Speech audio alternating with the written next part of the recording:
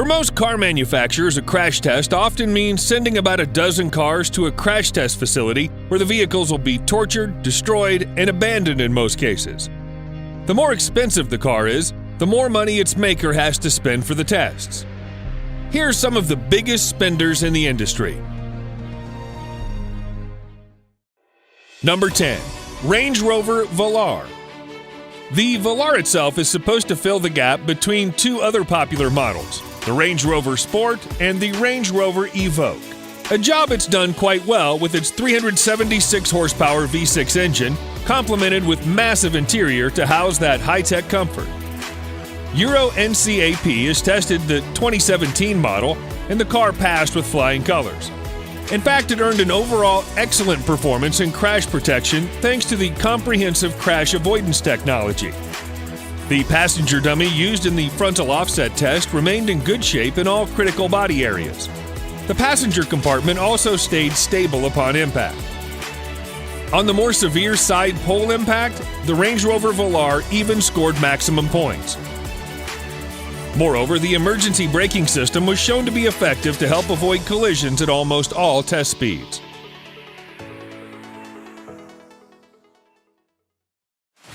Number 9. Audi Q8. The Audi Q8 shares almost its entire structure with the Q7 and has the same safety equipment as well.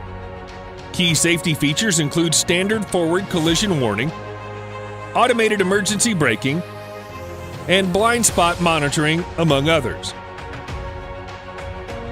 The lack of changes in the safety equipment department is apparently a good thing for the car. The NHTSA gave the 2021 Audi Q8 5-star crash test rating. It earned a perfect score in the side crash test and all its subcategories, and near perfect in frontal offset as well as rollover.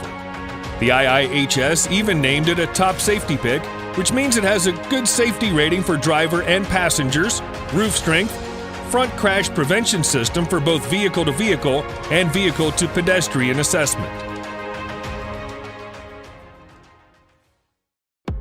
Number 8. Tesla Model S.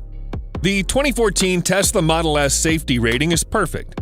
Independent testing by the NHTSA for the model year resulted in maximum points in all categories and subcategories without exception. It is 5 out of 5-star rating for every test conducted. The biggest advantage the Model S had for the test was the absence of a large fuel-powered engine block, giving it a longer crumple zone to absorb impact. On the side pole test, Model S did remarkably well thanks to the deep aluminum extrusions in the car's side rail to distribute force of impact to the entire car body, minimizing effect before the pole hit an occupant. The car had only a 5.7% rollover risk. Number 7. Porsche Taycan. Porsche's first electric car is a sleek sports sedan that fully lives up to the brand's high-performance reputation.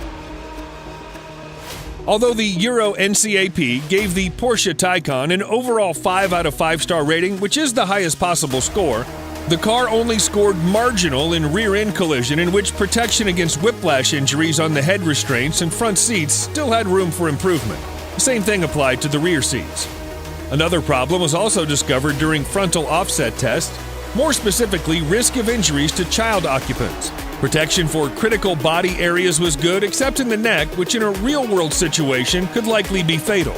On the other hand, for side barrier test, Porsche Taycan earned maximum points.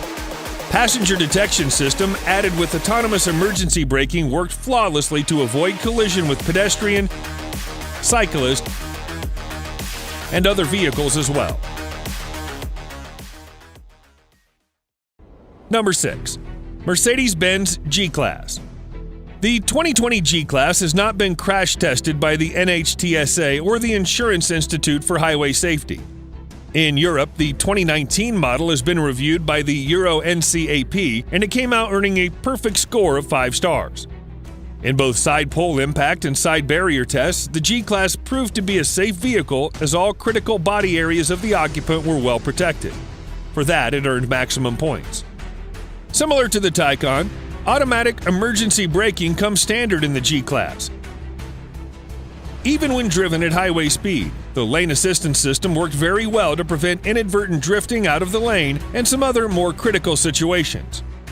Unfortunately, the chest compression on the driver's seat and frontal offset and fill side barrier test was found to be weak.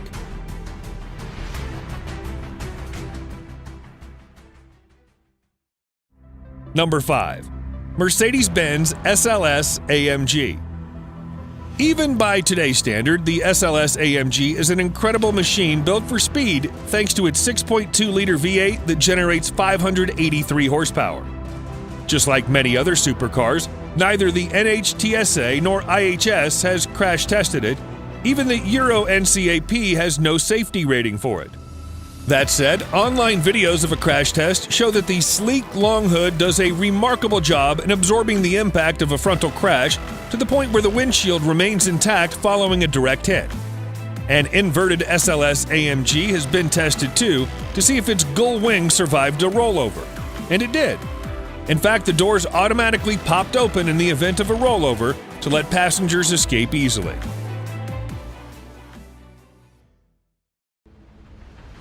Number 4. Lamborghini Murcielago. In early November 2010, Lamborghini announced that its Murcielago line came to its end of production. As you might expect, there's no crash test rating from NHTSA, IIHS, or Euro NCAP. A lot of supercars do not release their safety ratings, and the Murcielago didn't either. The last model of the Murcielago is known as the SV. Except for the steel doors and roof, the entire body is made of carbon fiber. During a frontal offset test, the car had to rely solely on the frame and front hood to absorb impact, which it did very well. Upon impact, the crumple area was crushed, but the cabin remained intact despite the absence of engine in the front. Number 3. Bugatti Veyron. Crash test for any car model is intended to see how the vehicle reacts to normal usage in the real world, which may include high-speed crashes, rollover damage, and emergency braking, among others. To get accurate data, multiple crashes are necessary. Bugatti Veyron has not been tested by NHTSA or IIHS in the United States and Euro NCAP in Europe, for the obvious reason: it's too much money to burn. Instead of crashing dozens of $2 million cars, Bugatti used only one vehicle for every test, which the company then repairs to perfection for more tests year after year. That way, the company doesn't have to keep on crashing its pricey cars. Also, Bugatti uses its own crash simulation software to depict real-world collision and generate data from it. Digital tests cost thousands of dollars, but still it's more affordable than destroying a Veyron. Number 2. Koenigsegg Regera. If an automaker is indeed willing to undergo crash tests, it'd take about a dozen cars or so to generate enough data for comprehensive ratings. In other words, a dozen cars will be sent for destruction. For a niche automaker like Koenigsegg, those dozen cars are almost the entire production in any given year. So that's not financially sensible at all. Koenigsegg actually uses only one car for every test and repairs it each time. Most damages are on the exterior panels, which are relatively inexpensive compared to its chassis and other components. Koenigsegg only needs to make sure that the chassis survives every test. That said, there are no safety ratings from NHTSA or Euro NCAP.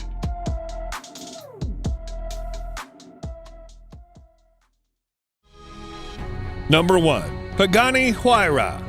Not only is Pagani Huayra mesmerizing to look at, but also mind-boggling with a V12 that generates 791 horsepower. This car's not been crash tested by IIHS, NHTSA, or Euro NCAP, but then again, Pagani is not required to undergo the test anyway. Pagani actually crashed its Huayra prototype in a real-world test drive, albeit unintentionally, near a Falterbach in Germany. The company claimed that the central monocoque of the Huayra performed extremely well, that the driver and passenger were left uninjured in the incident. In a crash test video clip that circulates online, Pagani Huayra's structure is shown to withstand a frontal impact at a strength that would otherwise shatter a standard carbon fiber part.